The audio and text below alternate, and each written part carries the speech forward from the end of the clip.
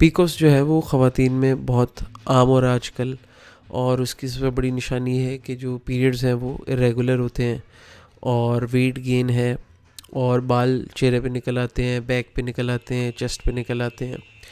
और इसके अलावा इंसुलिन रेजिस्टेंस है, पेट मोस्टली निकल रहा होता है, फैटी लिवर भी इसके साथ होता है, और इनफर्टिलिटी एक बहुत बड़ा इसमें इशू होता है।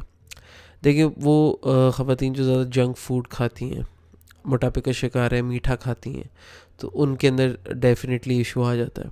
अब पहले जो है वो ये थोड़ा कॉम्प्लिकेटेड होता था कि समझ नहीं आती थी क्या करना है, लेकिन इसका इलाज बिल्कुल मुफ्त है, बिल्कुल घर में हो सकता है, बिना किसी मेडिसिन के हो सकता है। मैंने रिसेंटली एक केस ट्रीट किया इसका माशाल्लाह, और सिर्फ डाइट के थ्रू किया, और थोड़ी सी लाइफस्टाइल मॉडिफिकेशन थी, एक्सरसाइज वगैरह इस तरह, तो उनका केस माशाल्लाह बिल्कुल ठीक हो गया। उससे मुझे याद आया कि मैं इस टॉपिक पे ज़रूर बात करूं। और देखिए सबसे पहली चीज़ ये होती है कि जो मेल हार्मोन है ना, टेस्टोस्टेरोन, वो ख़वातीन में ज़्यादा हो जाता है। और ये जो हार्मोन्स की डिस्ट्रप्शन है कि क्यों मेल वाला ज़्यादा हो रहा है, इसी की वजह से जो एक्नी हो जाती है और बाल ज़्यादा निकल आते हैं, तो इसमें जंक फूड का बहुत बड़ा रोल है। अब मान लें कि आप जंक फूड ज़्यादा नहीं खाते, मीठा ज़रूर खा रहे होंगे, अगर आपका वज़न ज़्यादा है, वज़न ज़्यादा में ही ये इशू आता है। समटाइम होता है कि वज़न बहुत ज़्यादा नहीं होता, लेकिन इंसुलिन रेजिस्टेंस फिर भी होती है। अब इंसुलिन रेजिस्टेंस जो है वो, इस चीज़ से आप याद रखें कि अगर आपका वेट ज़्यादा है और आप कहेंगे मेरी डाइट ठीक है या आप बहुत कम खाते हैं, फिर भी हो सकता है, क्योंकि वेट ज़्यादा है, फ़ैट की स्टोरेज है, इंसुलिन रेजिस्टेंस है।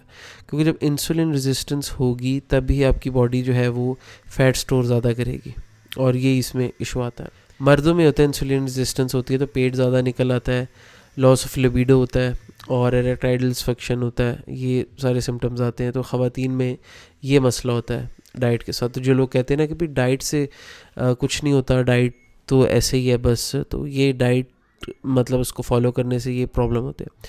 तो मेरे पास केस है, वो आई थिंक 20-21 उनकी एज थी, वेट ज़्यादा था, और उसमें भी ये था कि जंक फूड थोड़ा ज़्यादा था, और पूरा दिन बैठना है, चाहे घर हो चाहे ऑफिस हो। तो उसमें फिर उनकी जो डाइट है, सबसे पहले देखें ग्लूकोफेज मेटफॉर्मिन दिया जाता है, लेकिन इसके बग़ैर मैंने ठीक किया है। तो इसमें सिर्फ एक चीज़ पे अपने कंट्रोल करना, अपनी ज़ुबान पे, और आपको दिल करता है मीठी चीज़ें खाने का, इस तरह की चीज़ें खाने का, लेकिन जो डाइट है वो भी बड़ी इंटरेस्टिंग बन जाती है। हर पेशेंट के हिसाब से बनती है वैसे डाइट, लेकिन मोटी मोटी चीज़ मैं आपको बताता हूँ कि कार्बोहाइड्रेट्स आपको निकालने पड़ते हैं। कार्बोहाइड्रेट्स, रोटी हो गई, मैदा हो गया, चावल हो गए, चीनी हो गई, आलू हो गए, जो मोटे मोटे सोर्सेज हैं वो निकालने पड़ते हैं, आपको बहुत कम करने पड़ते हैं। इसके अलावा डेयरी में दो ऑप्शन है कि दूध पीना है या दही खाना है, तो दही खाया जा सकता है मौसम के हिसाब से। गर्मियों में आप दही खा लें और सर्दियों में आप दूध पी लें। और इसके अलावा आपने गुड फैट्स का इंटेक करना है, और विटामिन सी की थोड़ी सी इंटेक ज़्यादा करनी होती है, और प्रोटीन आपने जो है वो मस्ट लेना होता है। आपके मसल्स को चाहिए, आपकी हर बॉडी के हर सेल को चाहिए प्रोटीन, जो है उसकी कोई वो रिप्लेसमेंट नहीं है। तो ये देखा जाता है कि बाकी आपकी हार्मोन्स का इशू तो नहीं है, कोई थायराइड का इशू तो नहीं है, या एस्ट्रोजन बहुत ज़्यादा कम तो नहीं है। एस्ट्रोजन के ऊपर बहुत ज़्यादा काम किया जाता है कि आपका एस्ट्रोजन लेवल हाई रहे। अब एस्ट्रोजन लेवल जो है वो मेडिसिन के थ्रू इस एज में तो बिल्कुल करना ही नहीं चाहिए, उसके बहुत ज़्यादा साइड इफ़ेक्ट हो सकते हैं। तो सिर्फ डाइट से आप अपने एस्ट्रोजन लेवल्स इम्प्रूव करने हैं, और वो भी एस्ट्रोजन के ऊपर भी मैं सारी वीडियो बना चुका हूँ कि कौन कौन सी चीज़ों में एस्ट्रोजन होता है। तो ये कुछ काम है। और हाँ, एक्सरसाइज के हवाले से एक चीज़ याद रखें, अगर आपको बहुत जल्दी रिजल्ट चाहिए, और कुछ लोग देखिए इंसुलिन रेजिस्टेंस ऐसी है कि आप, कुछ लोग कहते हैं जी कब तक डाइट करनी है, तो अगर आप एक्सरसाइज बहुत ज़्यादा कर सकते हैं, फिर आपको भूख भी ज़्यादा लगेगी, और फिर आपको डाइट में कुछ इधर उधर से आप गंद बला जंक फूड खा लेंगे। तो एक्सरसाइज आपने ज़रूर करनी है, लेकिन वो भी ऑब्वियसली बॉडी टाइप पे डिपेंड करता है।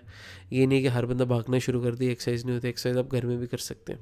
वो हम हर पेशेंट के हिसाब से बताते हैं, वो पेशेंट को अटैक करते हैं, फिर हम पूरा एक 2 से 3 महीने का प्लान होता है। तो वेट को आपने मैनेज करना है, और भूख को आपने कंट्रोल करना है, और फास्टिंग इसमें बहुत इंपॉर्टेंट होती है कि आप 16 घंटे जो हैं वो कम से कम 16 में इस तरह हम देख लें कि 8 घंटे आपने जागना, 8 घंटे सोना, 8 घंटे आपका काम होता है। तो जो सोने वाला टाइम है, जब आप उठेंगे तो आपका अच्छा नाश्ता होना चाहिए, उसके बाद आप कोशिश करें कि पूरा दिन फिर आप कुछ ना खाएं, पानी पानी पी सकते हैं, और बोन ब्रॉथ का इस्तेमाल हो सकता है जो यखनी होती है, उसके अलावा आप कुछ ना लें। और पानी, ओबियसली पानी, नींबू पानी, इस तरह की चीज़ें ले सकते हैं। कैलोरीज आपने मिनिमम या ना होने के बराबर लेनी है, तभी फास्टिंग होगी, वरना फास्टिंग टूट जाती है। तो 8 घंटे 10 घंटे की फास्टिंग हो, जैसे नाश्ता किया 9-10 बजे, फिर आपने रात को जो 6-7-8 बजे जाके खाना खाया, तो इससे बहुत तेज़ी से आपको रिजल्ट्स मिलते हैं और इंसुलिन रेजिस्टेंस आपकी ख़त्म होती है। वेट, जैसे आपका वेट गिरना शुरू होगा, आपको पता चल जाएगा कि ये चीज़ आपकी ठीक हो जाती है। और इनफर्टिलिटी की सबसे बड़ी कॉज आजकल यही है, पीकॉस है ख़वातीन में, क्योंकि इसको आप, जब आपके पीरियड्स का मसला आएगा, इंसुलिन रेजिस्टेंस होगी, तो ऑब्वियसली फिर प्रेगनेंसी में कंसीव करने में आपको इशू आएगा इस वजह से। तो सिम्टम्स जैसे भी आपके जैसे आपकी डाइट और लाइफस्टाइल मॉडिफाई होगा, तो आपके सिम्टम्स ऑटोमेटिकली रिड्यूस होते जाएंगे। तो कुछ लोग जो हैं वो फिर गलती ये करते हैं कि फिर से अपने पुराने लाइफस्टाइल में चले जाते हैं, फिर वो चीज़ वापस आ सकती है। लेकिन कोशिश ये करेंगे, डिसिप्लिन इसमें बहुत मैटर करता है। जो चीज़ मिली खा ली, ऐसे भी का उसका मसला हल नहीं होता। कोशिश करेंगे मेडिसिन की तरफ आपको ना जाना पड़े।